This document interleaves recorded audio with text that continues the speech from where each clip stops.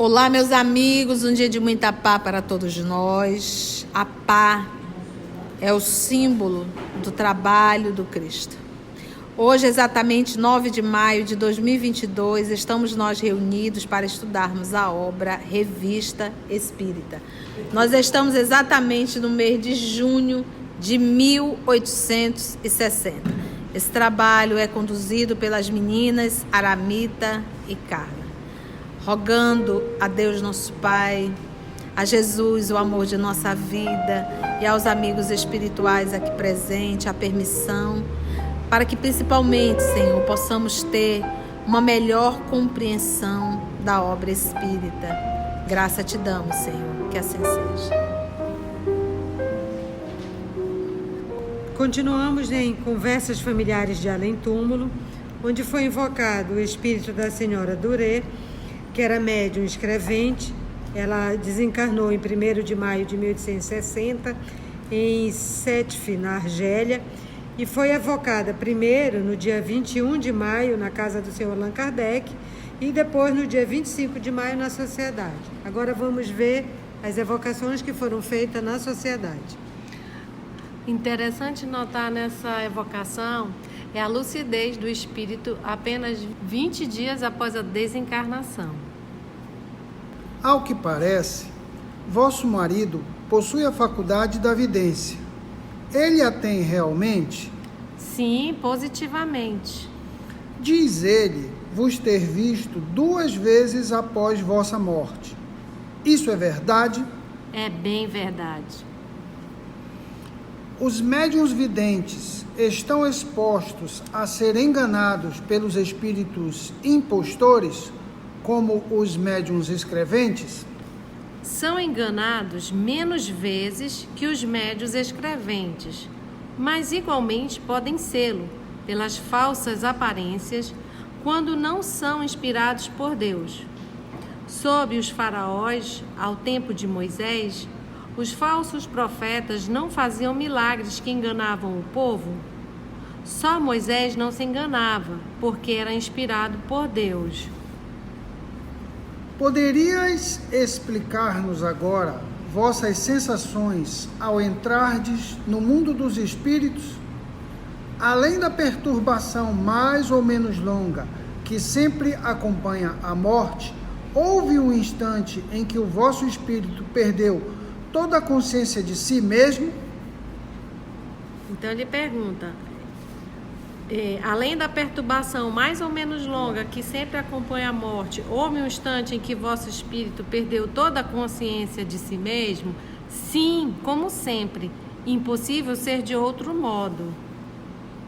No Livro dos Espíritos, da questão 163 à questão 165, ele fala justamente sobre essa perturbação espiritual que acontece no desencarne, na desencarnação.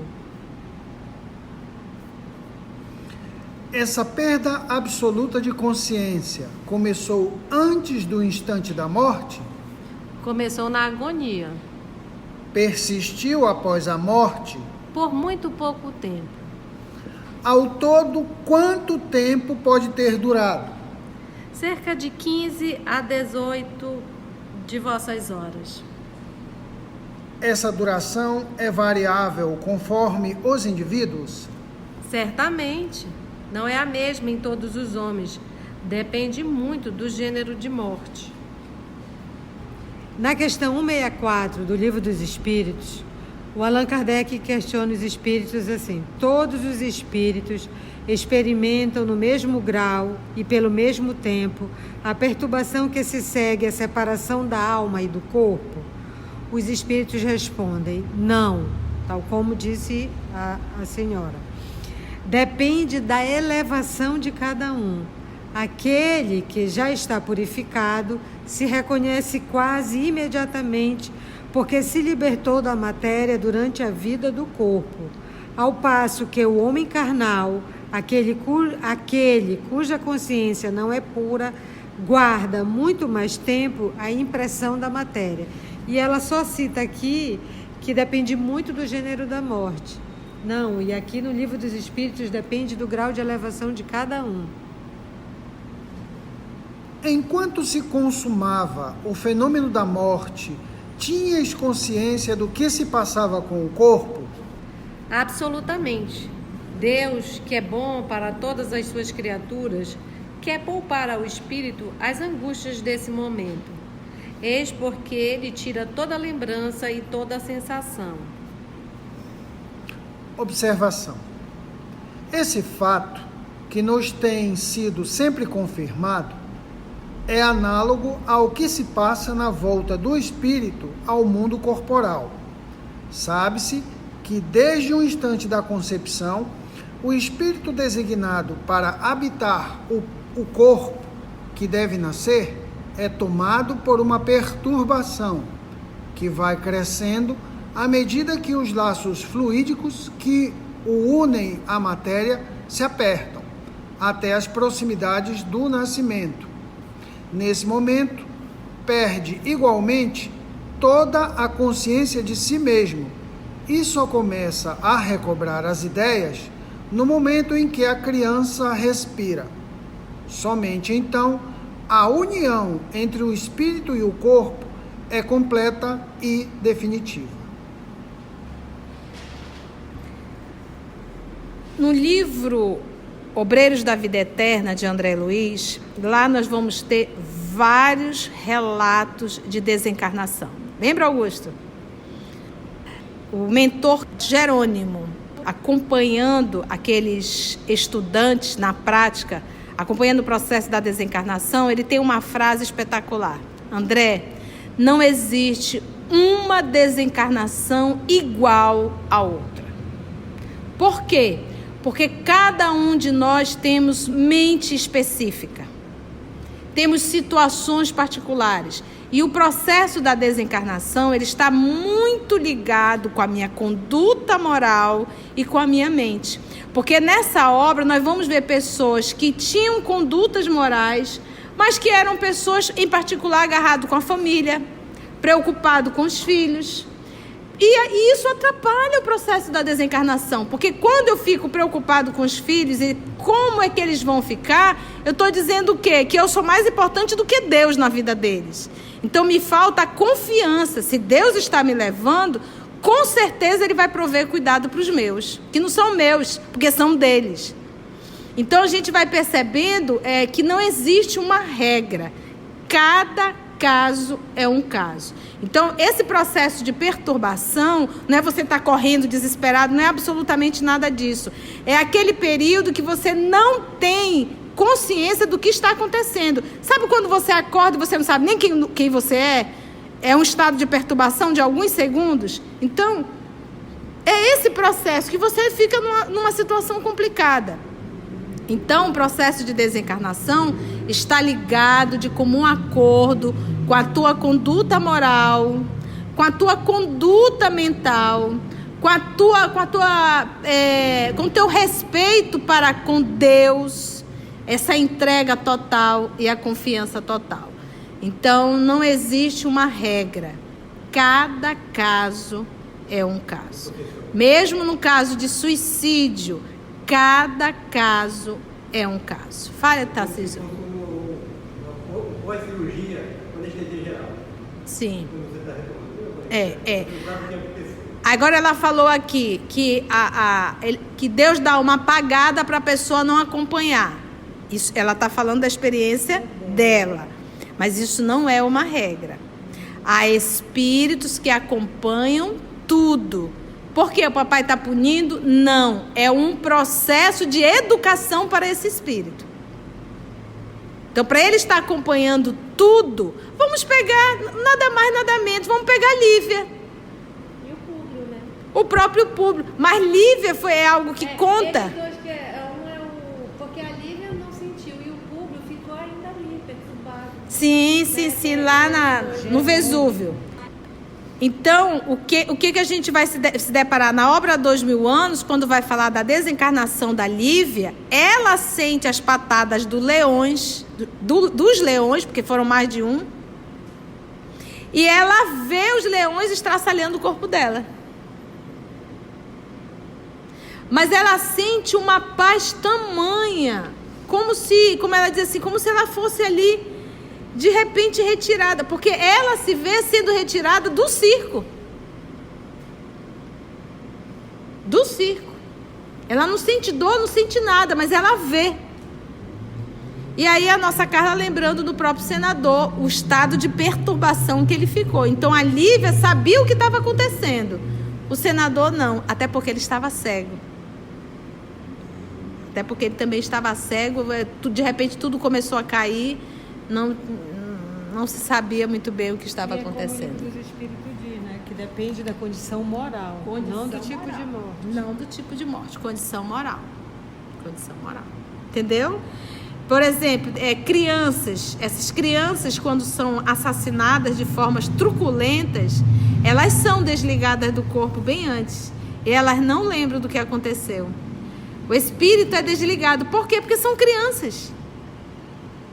É um processo expiatório, não tenhamos dúvida, para os pais e para esse espírito que está na condição no corpo infantil. Mas a misericórdia divina é muito grande para com a criança.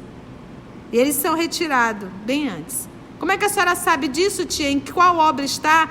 Uma das cartas das mães de Chico. Uma das cartas das mães de Chico. Era uma mãe que buscou e que a filhinha tinha sido assassinada de forma muito cruel, com 4 aninhos. E o espírito já na condição, ele dizia, eu não lembro de nada disso. Se eu passei, eu não lembro, mãe. E ela escrevia porque a vovó estava ajudando ela estava acompanhada da avó materna no mundo espiritual. 39. Como se operou o instante do despertamento? Vós vos reconheceste subitamente ou houve um momento de semiconsciência? Isso é, um vazio nas ideias? Permaneci nesse estado durante alguns instantes. Depois, pouco a pouco, eu me reconheci. Quanto tempo durou esse estado? Não sei exatamente, mas pouco tempo. Creio que cerca de 2 horas. Durante essa espécie de meio sono, experimentastes uma sensação agradável ou penosa? Não sei, quase não tinha consciência de mim mesma. À medida que vossas ideias clareavam, tinhais a certeza da morte do corpo ou julgastes por um instante ainda estar neste mundo? Realmente o julguei durante alguns instantes. Quando tivestes a certeza da morte, sentistes pesar? Não, absolutamente. A vida não é para se lamentar. Quando vos reconheceste, onde vos encontráveis? E o que vos feriu primeiramente à vista? Encontrei-me com espíritos que me rodeavam e me auxiliavam a sair da perturbação. Foi essa mudança que me impressionou. Vós vos encontraste junto ao vosso marido? Eu pouco o deixo. Ele me vê, evoca-me, isto substitui meu pobre corpo. Rapaz, os dois. Aí aquela tese católica, até que a morte nos separe, não deu certo, né? O marido é vidente. Meu Deus do céu, marca a senhorinha de perto, né? Eu pouco deixo. Fostes rever imediatamente as pessoas que tinhas conhecido, o senhor Dumas e outros espíritas de Sétif? Não imediatamente. Pensei que me evocariam. Não havia muito que os havia deixado, mas encontrei alguns que conhecera e que não via há séculos. Eu era médium e espírita. Todos os espíritos que eu havia evocado vieram receber-me. Isto me sensibilizou. Se soubesses como é agradável reencontrar os amigos neste mundo... Daí a tia fala, não fica chorando muito quando morrer, que é bom do outro lado. O mundo dos espíritos vos pareceu uma coisa estranha e nova? Oh, sim. Esta resposta nos surpreende, porque não é a primeira vez que vos achais no mundo dos espíritos. Isto nada tem que deva surpreender. Eu não era tão adiantada quanto hoje. E depois, a diferença entre o mundo corporal e o mundo dos espíritos é tão grande que haverá de surpreender sempre. A gente volita, a gente lê, é uma delícia. O livro O Céu e o Inferno, quando vai falar dos espíritos felizes, todos falam basicamente as mesmas respostas parecidas, quando eles dizem assim: a sensação de juventude, de recuperar as forças, a energia, a sensação de estar bem disposto, né? Assim, é uma maravilha, de disposição. Quase todos falam, porque normalmente você desencarna, você já está numa idade avançada ou numa enfermidade, o corpo muito cansado, né? Então eles falam dessa recuperação rápida, né? Aí eu tô aqui ouvindo e lembrando de Julinho, por isso que o Julinho veio, me abraçou, e o abraço tinha uma frase, porque não havia frase no nosso encontro. Era só muito obrigada, muito obrigada. Então, imagina a alegria dele do outro lado, né? É tudo verdade. É tudo verdade, né? Vossa explicação poderia ser mais clara. Isto não resultaria dos progressos realizados pelo espírito, cada vez que retorna ao mundo espiritual, ensejando-lhe percepções novas que o levam a encarar esse mundo sob outro aspecto? É bem isto. Eu vos disse que não era tão adiantada quanto hoje. Observação. A seguinte comparação permite compreender o que se passa em tal circunstância.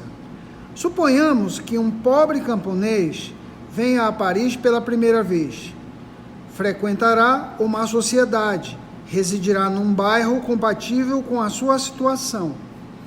Depois de uma ausência de vários anos, durante os quais tivesse ficado rico e adquirido certa educação, retorna a Paris e se encontra num meio completamente diverso do da primeira vez, que lhe parecerá novo. Compreenderá e apreciará uma porção de coisas que apenas havia despertado sua atenção da primeira vez. Numa palavra, terá dificuldade em reconhecer sua antiga Paris e, no entanto, será sempre Paris, embora lhe apresente sob um novo aspecto. Como julgais agora as comunicações que são recebidas em Sétif?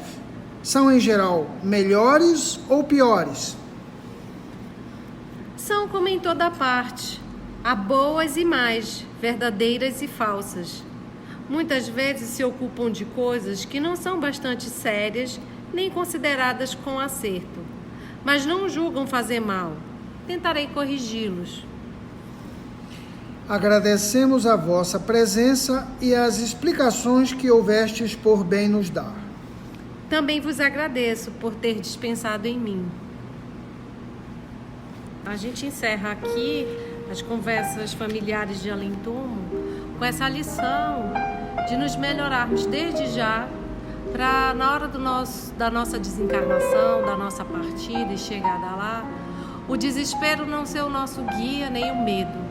Que a gente tenha essa confiança e essa certeza do que a gente já está aprendendo, está estudando e está vendo os relatos, né?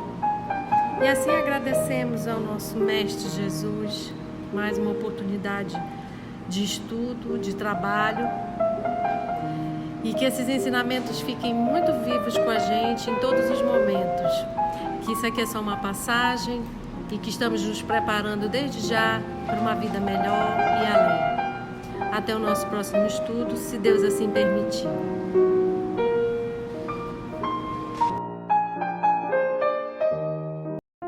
trabalho do Cristo, ele é sempre coletivo, ele não é individual, não está centralizado sobre a cabeça de um.